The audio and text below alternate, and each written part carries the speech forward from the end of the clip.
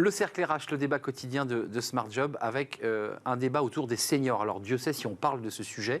On en parle beaucoup, j'ai envie de dire presque depuis 20 ans, sans que les choses aient vraiment beaucoup avancé avec cette question comment les maintenir en emploi pendant que des entreprises, aujourd'hui encore, maintiennent des plans de départ accompagnés pour, à 58, 59 ans, eh bien, proposer à un senior de gentiment partir en retraite. C'est un débat évidemment qui fait écho à la réforme des retraites, dont on parle elle aussi beaucoup. Mes invités sont avec moi, ce sont des experts du sujet. Je commence par Amélie Favre-Guittet. Je suis ravi de vous retrouver, chère Amélie, présidente de Talent Management Group. Alors, vous traitez de tous ces sujets, mais en particulier de cette question des seniors. C'est un sujet qui vous tient très à cœur. On va entendre vos arguments dans un instant. Caroline Young est avec nous. Bonjour Caroline, merci de revenir nous voir. Vous êtes à la tête et présidente et cofondatrice d'Expert Connect. Vous aviez écrit ce livre, Le travail post-retraite. C'est un vrai débat. On peut aussi prendre sa retraite et continuer à avoir de l'activité et à apporter de la valeur ajoutée. On fera le point. Et puis avec nous, Alexandre Lamy. Ravi de vous retrouver, cher Alexandre.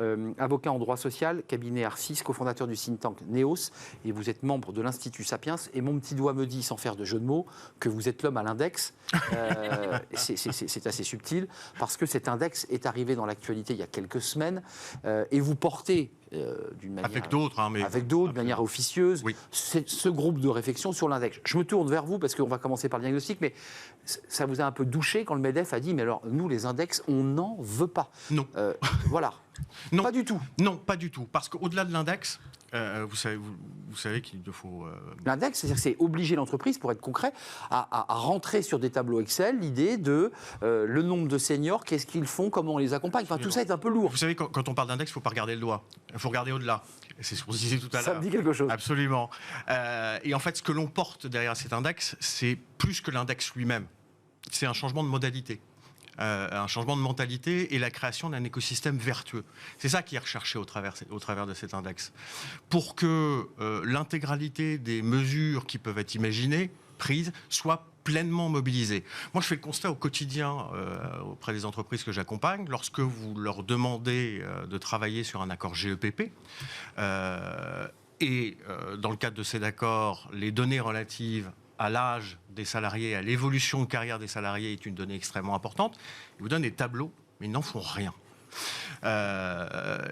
Donc, l'idée et l'enjeu au travers de cet index, c'est de créer cet écosystème pour que les mesures qui existent et qui vont être prises soient pleinement mobilisées et aient un effet utile. Dieu sait qu'en droit social, notre grille de lecture, c'est l'effet utile de la mesure. Avec ce débat qui a été malgré tout posé par le MEDEF en disant nous les index, on n'en peut plus, on a autre chose à faire. Juste un mot pour donner la parole à nos invités. Allez-y, oui, rapidement. D'un mot. J'entends la critique qui peut être formulée, qui est de dire il faut pas alourdir le poids administratif et le poids normatif des entreprises. Certes, mais là encore, il suffit de regarder, les Jourdains de l'index senior existent déjà. Quand vous regardez les données qui sont utilisées dans l'entreprise, dans la BDESE notamment, ces données sont là. La base de données économiques et sociales qui structure la politique sociale de l'entreprise et les relations sociales, les données sont là. Il suffit de les trouver et de les utiliser correctement. Mesdames, côté Expert Connect, il y a l'idée quand même, et vous y croyez, d'accompagner les seniors au-delà de la retraite. Ils sont en retraite, mais on les accompagne. Mais juste comme Amélie Favre-Guittet, ce sujet est votre passion, quand on regarde quand même le débat des retraités, il faut commencer par un diagnostic sociologique avant même de rentrer dans des tableaux de chiffres. À 81%, selon une étude du ministère de la Santé, ils disent « moi, je veux partir en retraite pour avoir plus de temps à consacrer à mes loisirs et donc à ce qu'on appelle la retraite, ce temps hors travail ». Enfin, ça part mal quand on voit ces chiffres. On n'a pas des retraités qui vous disent, dans ces sondages, moi je suis prêt à bosser jusqu'à 68 ans, je suis prêt à m'investir. On n'a pas ces chiffres-là. Faut voir aussi le retour qu'ils ont des entreprises quand ils sont en poste. C'est-à-dire qu'aujourd'hui, on a quand même une génération qui a été éduquée et élevée au fait qu'on travaille, on gagne ses annuités et après, on a sa retraite dorée où on peut voyager en camping-car. Enfin, doré ou pas doré ? Doré un peu moins en ce moment. Sauf que, effectivement, on a ce côté où le souffle, on le prend au moment où on a la retraite. Donc, en fait, c'est aussi comment on va repenser la carrière, comment on va repenser le travail. On parlait déjà un petit peu en off entre nous, c'est se dire, oui, c'est peut-être pas forcément une carrière linéaire, c'est peut-être pas forcément une carrière comme on l'imagine, et la retraite, on n'est pas obligé d'attendre d'avoir 65, 70, 75 ans pour la prendre. On peut prendre du plaisir autrement tout au long de sa vie. Caroline Young, juste un mot, parce que vous êtes dans le débat, vous intervenez finalement, vous faites votre lobbying aussi en expliquant que c'est utile de les faire travailler. Il y a l'index qui est sur la table, on vient de l'évoquer assez largement. Il y a l'idée de faire baisser les cotisations, qui est une vieille mesure, une vieille lune traditionnelle. On se dit, pour maintenir en emploi comme pour les jeunes, il faut faire des allègements de cotisations. Vous proposez autre chose. Alors nous, chez Expert Connect, on recycle l'intelligence, c'est-à-dire qu'on fait travailler des retraités qui Ça coûte rien, ça, la collectivité. qui possèdent des savoir-faire stratégiques pour les entreprises et dont les entreprises ont désespérément besoin. Oui. Et là, on a vu avec la pandémie, on a beaucoup de clients qui ont fait des plans de départ avec des mesures d'âge. Aujourd'hui, leurs carnets de commandes sont pleins et ils n'ont plus de savoir-faire. Pour revenir sur votre constat que les retraités, enfin les futurs retraités annoncent qu'ils n'ont pas le souhait de travailler, pas motivés. C'est parce que souvent, et c'est le cas chez nous, ils sont très preneurs d'une activité à temps choisi. Nous sommes d'accord. Pouvoir être maître et de tenir le manche finalement, et du coup, ils sont très très partants pour continuer à avoir une activité professionnelle, transmettre leur savoir, participer à la société à travers le travail et ne pas s'ennuyer. Il y a un bouquin qui avait été écrit quelques années, c'était Retraite ou mort sociale. Oui. C'est un passage extrêmement difficile et c'est vrai que pouvoir une garder petite mort, un pied... C'est dur, faire son deuil. D'autres choses, mais pour pouvoir garder un pied dans la société, pour certains d'entre eux, c'est absolument essentiel. Mais pas sur le contrat de travail. On vient au travail de 9h à 18h, dans un CDI un peu ronronnant. C'est plus ça qu'ils cherchent. Les formes d'emploi, elles sont en train de voler en Plus éclats. personne ne veut ça aujourd'hui. Voilà. C'est vrai. On est sur un allongement très très important de la vie et donc un nécessaire allongement de la durée de travail. Ça, on ne va pas y couper, malgré les rêves fantaisistes de je m'autorise un débat, c'est que en fait, les cotisations s'appuient sur des CDI, sur des CDD, sur le vieux travail du XXe siècle. Et là, vous nous dites, là, on est sur de l'indépendance, donc c'est plus du tout les mêmes cotisations, on ne s'assoit pas du tout sur la même fiscalité. C'est le modèle global qu'il faut repenser. Mais tout à fait. Absolument. Et il y a des challenges au niveau de l'État et des entreprises qui vont devoir avoir des gens qui ne vont pas rester salariés jusqu'à 60, 65, mais peut-être 85 ans, ou en tout cas, on va devoir travailler, les générations suivantes vont devoir travailler jusqu'à 75, 80, 85 ans pour tenir les systèmes de retraite en place. Donc c'est les projections, bien sûr, dans 20, 30, 40 ans. On l'entend peu de la bouche des hommes politiques. Mais parce que les gens ne travaillent pas leur dossier et l'État est trop timide ou trop peureux pour aborder ces questions de face. Deux sujets. On a un débat sur repenser les temps de travail, les temps de loisirs, les temps de pause, jusque loin et le plus tard possible. Alors vous nous dites 85 ans, je vous entends.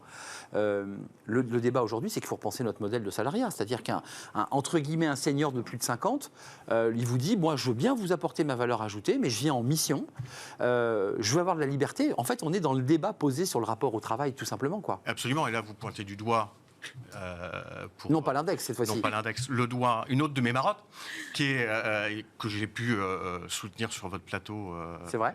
Qui est la création d'un code du travail au sens premier du terme, compte tenu de ces nouvelles formes d'emploi qui touchent à la fois les seniors, mais également les plus jeunes, mais aussi les salariés en activité aujourd'hui. Cet enjeu de flexibilité, d'autonomisation des salariés, elle impose de repenser notre rapport au travail. Et donc il est pour moi essentiel aujourd'hui, je pense que ça peut être un des enjeux des 4 prochaines années qui viennent, qui est de créer non pas un code du salariat, mais un code du travail, avec la définition de garanties fondamentales, de droit au repos, notamment, de protection de la santé, de droit à congé, qui soient attachés non pas à l'exercice d'un contrat de travail sous sa forme de CDI, mais à l'exercice d'un travail à proprement parler, quelle que soit la forme. Absolument. Un peu comme le CDI mission. Hein. Un peu comme le CDI Exactement. mission. Amélie, il y a quand même un sujet, j'aimerais qu'on rebascule, parce que là on parle de ces seniors de 50 ans, là on parle de seniors des cadres supérieurs qui ont envie d'avoir des activités, mais il y a aussi... Pas forcément. Pas forcément. Il y a aussi trompez-vous, on fait travailler des tas de techniciens spécialisés qui ont un coup de main particulier. Oui, qui savent ça n'est pas limité au corps. avec leurs mains et qui ont un savoir. Toutes sortes de savoirs. Côté entreprise, ça c'est l'étude Indeed OpinionWay, c'est assez intéressant les préjugés des entreprises, parce qu'il faut dire la vérité, les entreprises se délestent de leurs salariés à partir de 55 ans. Ça existe. Et un peu avant. Les études disent un salarié sur 4 s'est déjà vu reprocher d'être trop âgé pour le poste visé. Ouais. Plus d'un quart des dirigeants interrogés avouent que face face à des CV équivalents, il privilégie la candidature jeune.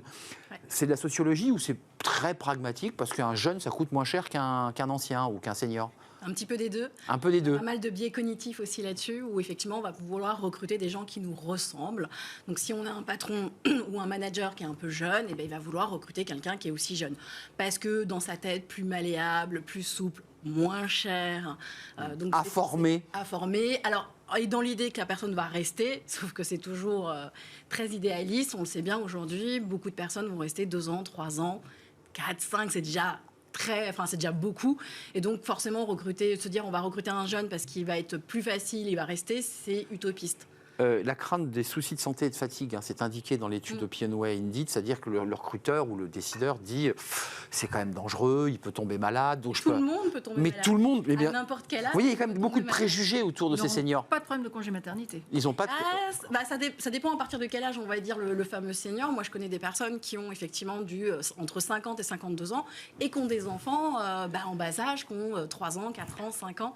Il y en a de plus en plus, parce qu'on fait des enfants de plus en plus. J'aimerais vous entendre à tour de rôle, parce que la durée d'inscription des demandeurs d'emploi quand on est senior est presque du double, voire du triple. 307 jours, plus de 800 jours quand on est un senior. Si vous aviez le ministre du Travail en face de vous, Caroline Young, commençons par vous. Alors nous, on sait, avec Alexandre Lamy, qu'il lui a déjà posé le débat de l'index, on a compris, mais vous, qu'est-ce que vous lui diriez? Parce qu'il va devoir faire et prendre des mesures, là, dans les mois qui viennent.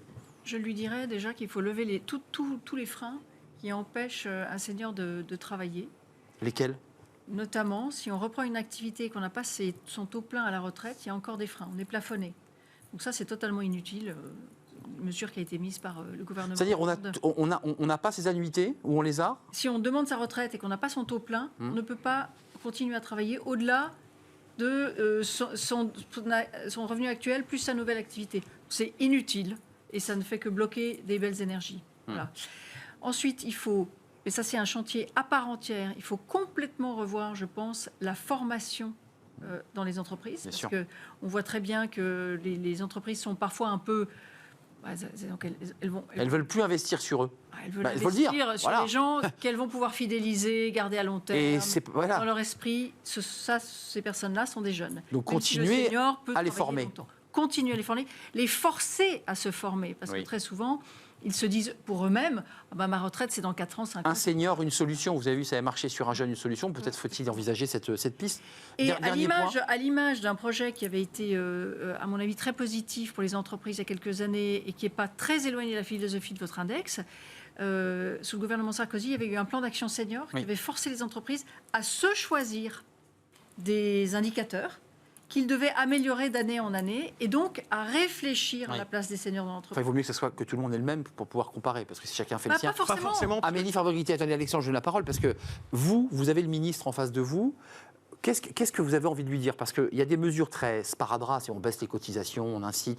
Bon, très bien, mais ça c'est très classique. Qu'est-ce que vous inventeriez pour dire à ces seniors et au ministre, je pense qu'on peut les garder en faisant cela? Alors, je rejoins le côté formation qui est ultra important dans l'entreprise.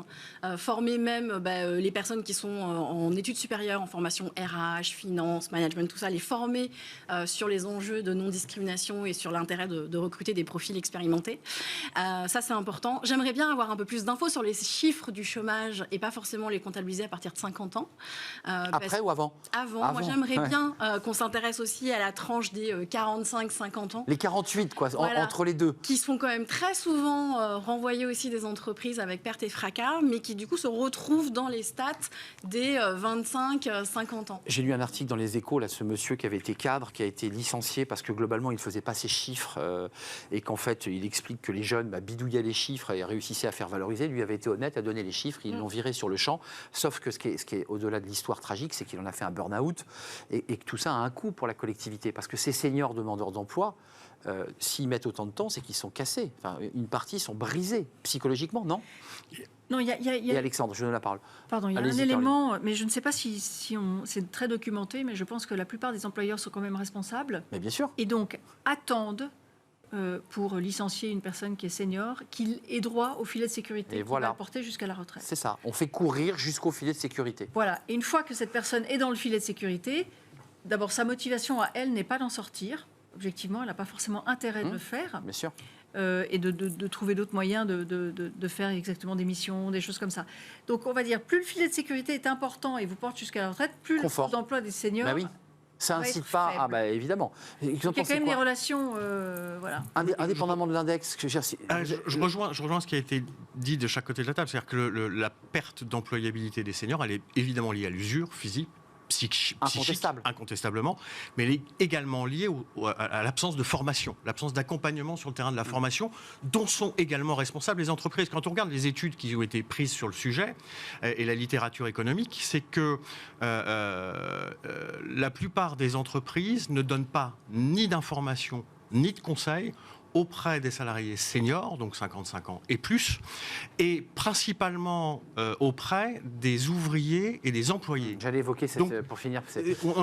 Les métiers pénibles. Absolument. On est dans un cercle vicieux. C'est-à-dire que les salariés qui occupent les postes les plus à risque, notamment au regard des ruptures technologiques qui sont les nôtres, sont les plus directement touchés par l'absence de formation dans l'entreprise. Des métiers disparaissent. Absolument. Et il n'y a plus rien. Et absolument. Et le taux de formation est essentiel parce qu'il est directement, positivement corrélé au taux d'emploi des seniors, raison pour laquelle d'ailleurs l'effet coût, qui n'est pas si direct que ça, doit être largement relativisé pour les salaires. Et est-ce que vous devez porter, vous les avocats, vous les acteurs RH, Experts Connect et tous ceux qui sont dans l'écosystème, un discours un petit peu plus positif? Parce que c'est vrai que l'horizon qu'on offre aujourd'hui aux collaborateurs et aux salariés, techniciens, ouvriers au 4 sub, c'est de leur dire travailler jusqu'à 67 ans. Est-ce qu'il ne faut pas réinventer aussi le discours autour de cela? Le discours positif pourrait aussi d'accompagner les collaborateurs à prendre en main leur carrière, plutôt que d'attendre que l'entreprise ou l'État fasse tout à leur place. Se dire, OK, à quel moment je pense ma carrière, quand justement j'ai des entretiens avec ma RH, ou même si je décide moi-même de faire mon propre entretien, c'est me dire, OK, aujourd'hui j'en suis là dans ma carrière, mais dans 5 ans, dans 10 ans, dans 15 ans, dans 20 ans, est-ce que j'ai envie de faire la même chose? Est-ce que je vais être en capacité de faire la même chose? Juste un mot, les profils que vous avez, vous l'avez dit, il y a des techniciens, mais en fait, ils choisissent quand même... Est-ce que le mot liberté est un peu central dans tout ce qu'on se dit? L'idée de retrouver du plaisir, mais aussi de la liberté. Alors, du côté de nos experts, on les appelle experts et pas retraités, c'est une évidence.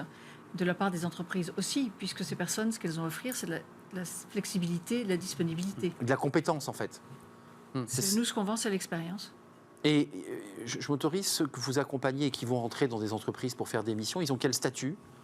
Alors, ce sont nos sous-traitants. Ils ont des statuts variés en fonction de leur volume d'activité, de leurs souhaits, etc. Donc auto-entrepreneur, par exemple? Auto-entrepreneur, ou en société par action simplifiée unipersonnelle, en SARL. On optimise, nous, leur reprise d'activité en fonction de ce qui est le plus intéressant pour eux, à titre individuel. Et une question pratique, là, l'avocat va peut-être pouvoir y répondre aussi. Ils peuvent cumuler leurs droits retraite en plus des rémunérations qu'ils récupèrent dans leur entreprise. S'ils ont leur taux plein pour leur retraite, sans limite. Sans limite, on est d'accord. On est absolument Donc, d'accord. Au-delà de ça, sur le débat du pouvoir d'achat, parce que c'est aussi un sujet qui incombe aux retraités très directement, ils mettent du beurre dans les épinards ou des épinards dans le beurre. Et ils mettent aussi du beurre dans les épinards de l'État. Et oui, ils cotisent. Ils payent plein d'impôts. C'est un des moyens, vous évoquez le financement, qui est la question centrale, parce que la question des seniors... C'est l'enjeu du débat politique. C'est l'enjeu principal du débat, parce qu'il s'agit de financer nos régimes de retraite, qui vont être déficitaires, mais pas uniquement, d'ailleurs, nos régimes de retraite. On nous a dit que c'était pour financer autre chose, notre dette. Et parce qu'il faut travailler plus longtemps pour financer notre État-providence. Voilà. Et par ce biais-là, évidemment, les experts cotisent et participent à l'effort national au travers de l'activité. Vous avez peu de temps, mais il y a quand même la politique des quotas, parce que quand on voit un jeune une solution, la politique de l'alternance avec un accompagnement financier très fort des employeurs, 5 000, 8 000 euros, est-ce qu'on se dit, est-ce qu'on ne va pas finir, on ne va pas être obligé de passer par là, si on ouvre le chéquier, on dit, on baisse les cotises, ou on accompagne l'employeur à l'accompagner? Vous n'y croyez pas, ça? D'abord, philosophiquement, je ne suis pas très favorable aux quotas. Mais ce que je constate aujourd'hui de manière très pragmatique sur le marché du travail et auprès de nos clients, c'est qu'il manque de compétences, et que du coup, l'âge n'est plus un facteur. Et qu'aujourd'hui, on a... Pas le choix. Et pas le choix. Bah voilà. Et finalement, le cinquantenaire retrouve des couleurs, le soixantenaire trouve des couleurs auprès de clients auxquels nous n'arrivions pas à parler. Il y a 20 ans, ils n'auraient jamais imaginé faire ça. Mais il y a encore 5 ans. 5 ans. Amélie Fabriguité, les quotas, parce que ce débat des quotas nous vient des États-Unis, c'est un mot sulfureux, mais l'idée finalement qu'une entreprise dise, ou que l'État dise, vous devez avoir dans vos effectifs de plus de 1000 salariés, 3%, 4%, je ne sais pas, fixé par l'État. J'ai parfois envie de dire oui, oui. Même si je suis pas fan des C'est quotas non tentant. plus à la base, parce que je me dis si ça peut faire bouger les choses, bouger les mentalités, pousser derrière à sensibiliser, à former et à se rendre compte qu'on a des compétences et à revendre encore en France, qu'on a plein de gens disponibles sur le Vous marché dites pourquoi pas. et qui demandent que ça de travailler. J'ai envie de dire si ça peut inciter les entreprises à se bouger un peu, je dis pourquoi pas. Votre index, c'est un peu la préfiguration des quotas, parce que les... Voilà, vous aviez anticipé ma question, c'est réglé. Non. Et Encore une fois, l'index a vocation à changer les mentalités. C'est un tableau de bord, je m'autorise. Et un tableau blanc, voilà. D'accord. Et donc pour mobiliser des mesures de façon utile. C'est pas le quota. Et le quota, moi je vous rejoins, existe déjà dans les faits. Si on raisonne en termes de savoir-faire, de savoir-être, sur le terrain des soft skills notamment, les seniors ont de beaux jours devant eux si les entreprises raisonnent correctement. Et donc il faut accompagner les entreprises à raisonner si elles jouent le jeu, correctement. si elles jouent le jeu. L'enjeu principal est là. Et encore Donc une vous fois, parlez aux DRH qui nous regardent régulièrement. absolument. Vous leur dites ouvrez vos chakras. Ouvrez vos chakras, Ah, c'est ça. négociez des accords qui ont un sens, utilisez vos données qui existent déjà intelligemment. Et aller chercher de la compétence. Et aller chercher de la compétence, du savoir-faire et du savoir-être là où ils se trouvent. Et Dieu sait que vous les trouverez. Et encore une fois, l'enjeu fondamental quand on parle des seniors, je pense que c'est un enjeu de formation et non pas un enjeu de baisse de coûts. Pour revenir sur la mesure de baisse de coûts, parce que il y a une corrélation extrêmement positive quand on regarde les études entre le salaire élevé des seniors et leur taux d'emploi. Donc c'est pas le coût, C'est vrai. c'est la Vous formation. avez vu, j'ai pas C'est la traité du taux qualification. d'emploi dans ce débat qu'on traite tout le temps, mais qui finalement n'est pas, à mon avis, la bonne porte d'entrée pour en parler. Merci à vous Caroline Young, des 60 plus utiles, heureux en pleine forme, le travail post-retraite, ça c'est votre livre, Source Expert Connect, mais ça c'était écrit par les éditions Expert Connect. Merci à Amélie Favre-Guittet, Talent Management, on va se revoir. Oui. Évidemment qu'on va se revoir. Merci à vous, chère Amélie, puis merci Alexandre Lamy. Je sais que vous travaillez vraiment d'arrache-pied avec évidemment des experts autour de cet index pour convaincre, pas le ministre, mais peut-être plus le MEDEF de l'intérêt de l'index. Avocat droit social, cofondateur du think tank NEOS et membre de l'Institut Sapiens. Merci pour ce débat passionnant. Et puis on en parlera très régulièrement parce que dans quelques mois, le ministre fera des annonces très concrètes sur ce sujet. On termine avec le guide des salaires 2023. Oui, c'est un petit peu comme le Michelin en cuisine, c'est le guide des salaires. Voilà, vous allez pouvoir regarder si votre secteur d'activité a eu des évaluations, rehaussement de salaire. C'est tout de suite, c'est Fenêtres sur l'emploi.